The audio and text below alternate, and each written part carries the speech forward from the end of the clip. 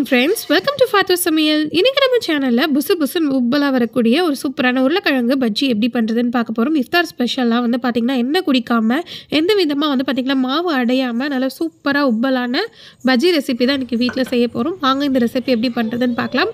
இதில் ஒரு சூப்பரான டிப்ஸும் கொடுத்துருக்கேன். ஸோ அதில் வந்து நம்ம மாவு வந்து அடையாமல் சூப்பராக வரும். ஸோ வீடியோ பார்க்குறதுக்கு முன்னாடி நம்ம சேனலில் சப்ஸ்கிரைப் பண்ணாத ஃப்ரெண்ட்ஸ் மறக்காமல் சப்ஸ்கிரைப் பண்ணிவிட்டு பாருங்கள். இப்போ வாங்க வீடியோக்குள்ளே போகலாம். ஃபஸ்ட்டு பஜ்ஜி பண்ணுறதுக்கு ஒரு பவுலில் 1 கப் அளவுக்கு நான் வந்து கடலை மாவு எடுத்திருக்கேன்.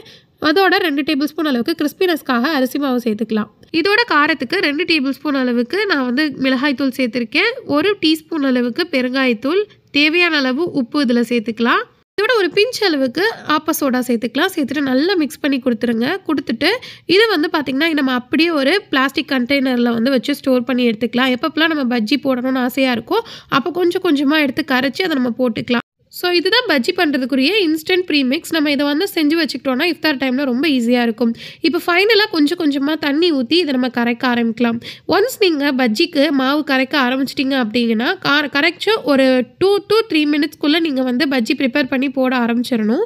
ரொம்ப நேரம் அப்படியே நீங்கள் ஸ்டே பண்ண விடக்கூடாது. ஏன்னா நம்ம இதில் வந்து ஆப்ப சோடா போட்டிருக்கனால ரொம்ப நேரம் வச்சு ஆரம்பிச்சிங்கன்னா உங்களுக்கு ரொம்ப எண்ணெய் குடிக்க ஆரம்பிச்சிடும். இந்த மாவு பதம் ரொம்பவே முக்கியம். கரெக்டாக பாருங்கள், இந்த விஸ்கை நான் எடுத்து விடும் போது லைட்டாக ட்ராப்பாக விடுற மாதிரி இருக்கணும். ரொம்ப கெட்டியாகவும் இருக்கக்கூடாது, தண்ணியாகவும் இருக்கக்கூடாது. ஸோ இந்த மாதிரி கன்சிஸ்டன்சியில் இருக்கணும்.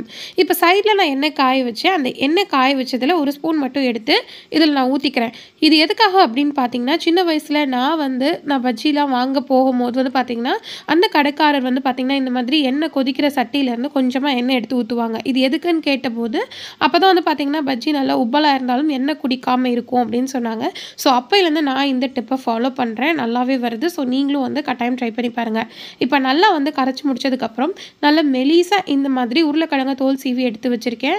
நம்ம வந்து நார்மலாக ஸ்லைசரில் பண்ணாலே இந்த மாதிரி வந்துடும். இதே மாதிரி பேட்டர் வச்சு நீங்கள் உருளைக்கிழங்கு பஜ்ஜி, அதே மாதிரி மிளகாய் பஜ்ஜி, வாழைக்காய் பஜ்ஜி எது வேணாலும் செய்யலாம். ஸோ எல்லாமே சூப்பராக வரும். ஸோ ஒன்றா தடவிட்டு நல்லா வந்துட்டு இதை ஒரு டைம் ஃபில்ட்ரு பண்ணி நம்ம எண்ணெயில் போட்டுடலாம். ஸோ லைட்டாக பாருங்கள், எண்ணெயில் உப்பி மேலே வரும்போது நல்லா உங்களுக்கு உப்பலாக வந்துருக்கு. ஸோ பூரி போல் நீங்கள் போடக்கூடிய பஜ்ஜி புசு புசுன்னு வரணும்னா இந்த டிப்ஸை நீங்கள் ஃபாலோ பண்ணுங்கள். பட் ஆனால் நான் சொன்ன மாதிரி மாவை கரைச்சிட்டிங்கன்னா உடனே நீங்கள் பஜ்ஜி போட்டு எடுத்துடணும். ரொம்ப நேரம் வைக்கக்கூடாது. ஸோ இதே மாதிரியே ஒவ்வொரு பஜ்ஜியும் நம்ம போட்டு எப்பவும் போல் எடுத்துட வேண்டியது தான். ஸோ ஃப்ரெண்ட்ஸ், இன்றைக்கி பார்த்த இந்த டிப்ஸ் கண்டிப்பாக உங்களுக்கு யூஸ்ஃபுல்லாக இருந்திருக்கும் நம்புகிறேன். நீங்களும் வீட்டில் பஜ்ஜி ட்ரை பண்ண போகும்போது இந்த டிப்ஸை ஃபாலோ பண்ணி நல்லா புசு புசுன்னு வந்து சுட்டு எடுத்து பாருங்கள். கொஞ்சம் கூட எண்ணெய் குடிக்காமல் உள்ளேயும் வந்து பார்த்திங்கன்னா மாவு சுத்தமாக அடையாமல் நல்லா சூப்பராக புசு புசுன்னு முருகலாக வரும். ஸோ ஃப்ரெண்ட்ஸ், இந்த வீடியோ கண்டிப்பாக உங்களுக்கு யூஸ்ஃபுல்லாக இருக்கும் நம்புகிறேன். வீடியோ பிடிச்சிருந்தா லைக் பண்ணுங்கள், ஷேர் பண்ணுங்கள். மறக்காம நம்ம சேனலை தான் ஃபஸ்ட் டைம் பார்க்குறீங்கன்னா சப்ஸ்கிரைப் பண்ணாத ஃப்ரெண்ட்ஸ் சப்ஸ்கிரைப் பண்ணிக்கோங்க.